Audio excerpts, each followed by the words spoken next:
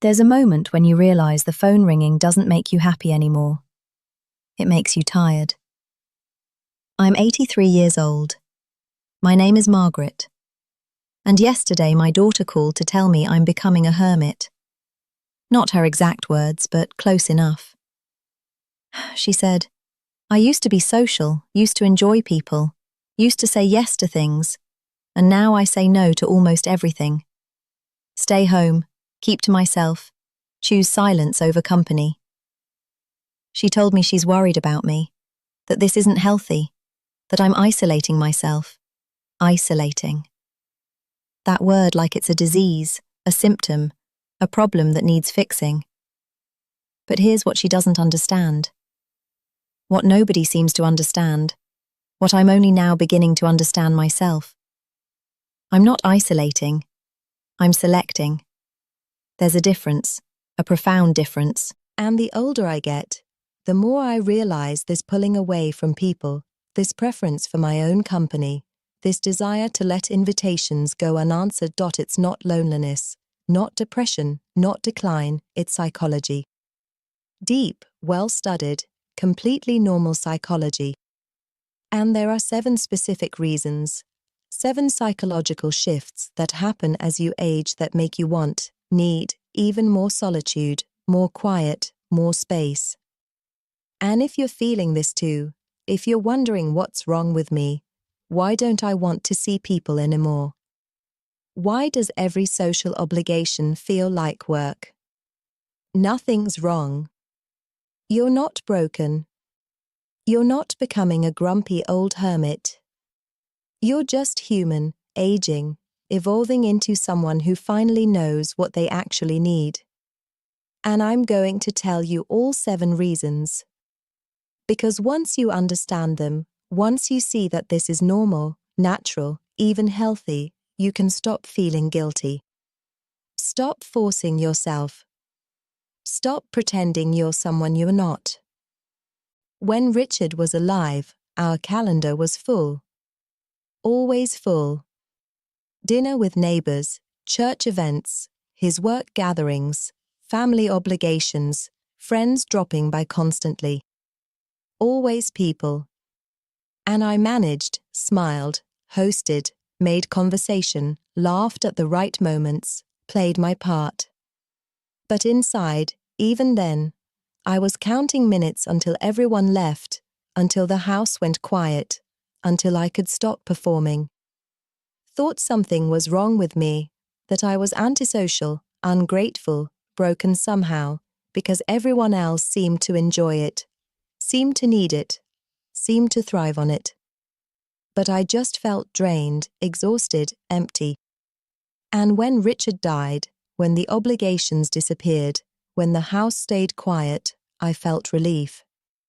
Terrible, guilty, shameful relief, because I didn't have to anymore. Didn't have to pretend. Didn't have to perform. Didn't have to be social Margaret, friendly Margaret, accommodating Margaret. Could just be Margaret alone, quiet, still. But my children didn't like it. Started worrying, suggesting things. Pushing things. Senior centers, book clubs, church groups, volunteer opportunities, trips, activities, people, always more people. They told me I needed to stay engaged, stay social, that it's important for my brain, for my health, for everything. So, I tried because maybe they were right. Maybe I was becoming too isolated, too withdrawn, too strange. First attempt at being social again was the senior center. Tuesday mornings, activities, community, socialization. Linda drove me, walked me in like I was 5. Room full of people all my age or older. All busy doing things, making noise, card games, crafts, exercise class, someone attempting piano and the noise. Oh, the noise. Conversations overlapping. Laughter. The piano, a television, all at once competing, clashing. Woman at the door, a volunteer with a bright smile, led me to a table. 6 women knitting, chatting, laughing. Established group with established rhythm. She introduced me. They smiled politely, then went back to their conversation, their jokes, their world. And I sat watching, an outsider, invisible, just there. Woman named Diane eventually turned to me, asked if I knitted. No, asked if I liked cards. Not particularly. Asked if I wanted to try the exercise class. Definitely not. She ran out of things to ask and turned back to her friends to her conversation. And I sat for 40 minutes feeling nothing except tired. So tired. This is where the first psychological reason revealed itself to me. Your brain literally rewires itself to prefer depth over breadth. Neuroscience, actual neuroscience, shows this. As you age, your prefrontal cortex, the part that manages social behavior and social filtering, it changes. You become less interested in maintaining lots of surface connections and more interested in deepening the few that matter. It's called socio-emotional selectivity theory. Sounds fancy, but it's simple. When you're young, you collect people like insurance, building networks, making connections just in case for the future. But when you're older, when the future is shorter, you don't need insurance, don't need networks. You need meaning, depth, truth. So your brain literally stops caring about small talk, surface friendships, polite acquaintances, and starts craving real connection, or nothing at all. That's why that senior center felt so empty to me. Not because the people were bad, but because the connections were shallow, surface, meaningless. My brain was saying, no, this doesn't serve you. This doesn't feed you. This is noise. And I finally listened. Left, never went back. Told Linda it was nice. Lied completely. Tried again with a different approach. Church group, Bible study, Wednesday evenings. Went 3 times, maybe 4, can't quite remember. Same dynamic, established group, shared history, inside jokes, warmth among themselves. And me, the new person, trying and failing to fit in. They were nice, welcoming even. But it didn't take, because the second psychological reason was at work. Your tolerance for emotional labor drops to almost 0. Emotional labor is what psychologists call it. The work of managing other people's feelings, navigating group dynamics, reading the room, accommodating, mediating, performing. When you're young, you do it automatically, constantly without thinking. But it costs energy, mental energy, emotional energy, physical energy. And as you age, you have less of it, less energy to spend on things that don't matter. So you stop. Stop managing. Stop performing. Stop doing the emotional labor that social situations require. And when you stop, people notice, think you've changed, become difficult, withdrawn. But you haven't changed. You've just run out of the energy to pretend. At that Bible study, woman named Carol talked about her grandson for 20 minutes without pause, without asking anyone anything. And I thought, I could be home right now reading in peace, content. Instead, I'm here doing the emotional labor of listening, nodding, pretending to care. For what? For nothing. Absolutely nothing. Left after that, didn't go back. Linda called a week later, concerned. Why wasn't I going? What was wrong? Did something happen? Nothing happened. Nothing was wrong. I just couldn't do the emotional labor anymore. But I couldn't say that. Couldn't explain that my brain had changed, that I needed something different. So I said it wasn't for me. And she sighed that disappointed sigh. Then David, my oldest, tried a different tactic. Signed me up without asking. Senior trip, bus tour, historical sites, 3 days, 20 people already paid, already arranged, already decided for me. So I went because what else could I do? And it was exactly as awful as I feared, worse even. That's when the third psychological reason became crystal clear. Your need for autonomy intensifies dramatically. When you're young, you're constantly negotiating, compromising, accommodating other people's needs, wants, schedules, partners, children, employers, friends, family, society. Your life isn't fully yours. Never has been really. But as you age, as obligations fall away, as roles shift, as freedom finally arrives, your need for autonomy, for control, for choosing your own life, it intensifies, becomes essential. And anything that threatens, that feels unbearable. That bus trip was 3 days of scheduled activities, forced socialization, group meals, assigned seating, someone else deciding when I woke, when I ate, where I went, who I sat with. And I hated it. Every minute, every single minute. Not because the activities were bad or the people were terrible, but because my autonomy was gone, completely gone.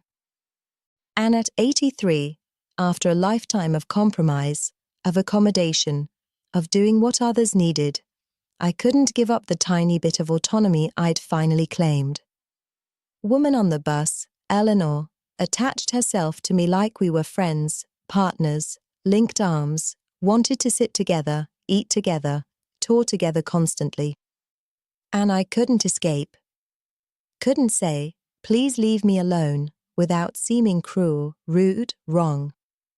So I endured, smiled, pretended while inside screaming. Third day I barely survived. Got home that evening, walked into my house and cried from relief, from exhaustion, from the weight of pretending finally lifted. David called the next day, cheerful, expecting good news. How was it? Did I have fun, make friends? Was I glad I went? And I said it was fine. Another lie. But what was I supposed to say? That I'd rather die than do that again. That's when I realized something fundamental, something freeing. The fourth psychological reason. Your identity shifts from external to internal validation. When you're young, your identity comes from outside. From roles, mother, wife, employee, friend, neighbor. From what you do for others, how others see you, what others need from you. But as you age, as those roles fade, shift, disappear, your identity has to come from somewhere else, from inside, from who you are alone, without the roles, without the performance. And that shift is profound, life-changing, freeing, because suddenly you don't need other people to tell you who you are, what you're worth, whether you matter. You just know from inside, from yourself. And when that happens, social obligations lose their power, their pull, their meaning. You don't need to go to things to prove you're still alive, engaged, valuable. You already know you're valuable from inside, from yourself. So you can say no without guilt, without fear, without needing to explain. The fifth reason, this one nobody talks about, nobody acknowledges. Your capacity for grief changes your relationship with connection. You've lost so many people by now. Friends, family, Richard, my sister Jean, others. Too many to count. Each loss takes a piece of your social world and leaves a wound that never quite heals. And here's the truth. The quiet, terrible truth. Some part of you doesn't want to rebuild, doesn't want new connections, new friendships, new risks, because new connections mean new losses eventually, always. And you're tired of losing, tired of grief, tired of opening up only to watch it end. So you protect yourself by pulling back, by staying alone where it's safe. Not because you don't like people, but because you can't take another loss. That's not giving up. That's self-preservation. Emotional self-preservation. The sixth reason, physical but psychological, too. Your sensory processing changes and crowds become overwhelming. Your brain as it ages processes stimulation differently. Loud environments, multiple conversations, bright lights, movement, noise. All of it becomes harder to process, harder to filter, harder to manage. What used to be exciting, energizing, social now feels chaotic, overwhelming, exhausting. Your nervous system literally can't handle what it used to, can't filter, can't cope. So, groupings, parties, restaurants, even small groups, they drain you faster, deeper than they ever did. Not because you're antisocial, but because your brain has changed, your body has changed. And protecting yourself from overwhelm isn't weakness. It's wisdom. The seventh reason, the most important one, the one that ties everything together. You finally understand that solitude isn't loneliness. It's clarity. Took me 83 years to learn this. 83 years. But I finally understand being alone isn't the same as being lonely. Loneliness is wanting connection and not having it. Solitude is choosing your own company and finding it enough. And solitude brings clarity, peace, truth. In the quiet, you can hear yourself finally after decades of noise. Can think your own thoughts. Feel your own feelings. Be your own person without performing, without managing, without accommodating, just being yourself. Alone, whole. And that's not isolation. That's freedom, liberation, peace. Actually, all of this, all 7 reasons I wrote about in detail in that book, The Freedom Code. Spent months writing it, researching it, trying to understand why I felt this way, whether it was normal. Okay. And it is. It really is normal, natural, even healthy. Just released it a few weeks ago. Links in the pinned comment. And the responses, the emails, the messages, they've been overwhelming in the best way. Woman named Claire from Vermont said she's 68, felt guilty for years for avoiding her old friends. The book made her realize she wasn't broken, just selective. Man named Michael from Arizona said his kids stopped pressuring him to join things after he showed them the chapter on autonomy. Woman named Jennifer from Oregon said she cried reading the section on grief. Finally understood why she couldn't make new friends after her husband died. Wasn't weakness, was protection. And reading those messages, knowing I helped someone feel less alone, less wrong. It means everything more than I can say. Still might take it down. Still terrified of being too visible, too exposed, too vulnerable.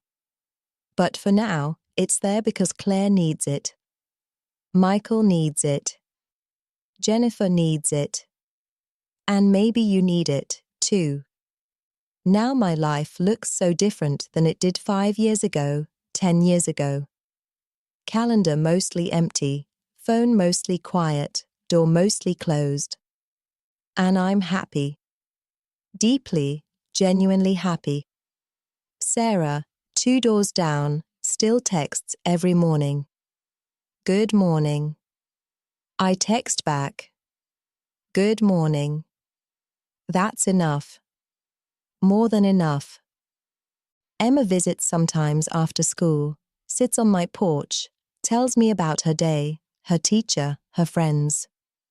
I listen, really listen, because there's only one of her, so I can give her everything. That's the gift of solitude, of selectivity, of saying no to most things. You can say yes fully, completely to the few things that matter. Don't need 20 friends, don't need busy weekends, don't need constant activity, need this quiet, this peace, this choice. And if people think I'm lonely, think I'm declining, think something's wrong, that's okay. Really okay. Their concern comes from not understanding these 7 psychological shifts. But I understand now finally, and that's what matters. I'm not broken, not declining, not becoming a hermit. I'm evolving, blooming, even at 83. Finally blooming, shedding everything that doesn't serve me, everything that drains me, everything false. And what's left is me. Just me. Quiet, content, whole, finally whole. I think about that summer in 74 sometimes when I was 32. Thought being social meant being normal, healthy, happy. Never imagined that at 83 I'd find more joy in silence than conversation. More peace alone than surrounded. But I have. And it's beautiful. Truly beautiful. I am grateful for this understanding. For these 7 reasons, for the permission I finally gave myself to choose solitude over performance, peace over obligation, myself over everyone else's expectations. Grateful for Sarah and Emma, the few who understand, who don't push, who don't judge. Grateful even for the years I spent confused, guilty, thinking something was wrong with me. Because those years led me here to this understanding, this peace, this truth. And now I can help others find it too through the book, through sharing this. Thank you for sitting with me, for listening to these 7 truths nobody talks about. The book, the Freedom Code, everything's there. All 7 reasons explained, validated, honored. Links in the pinned comment. Still might take it down. Still scared of judgment, of being too exposed, but for now it's there if you need it. If you're feeling this pull toward solitude and wondering if you're normal, you are. You're completely wonderfully normally human. If you want to sit with me again, I'll be here. Still quiet, still choosing, still myself. Take care of yourself, whatever that means to.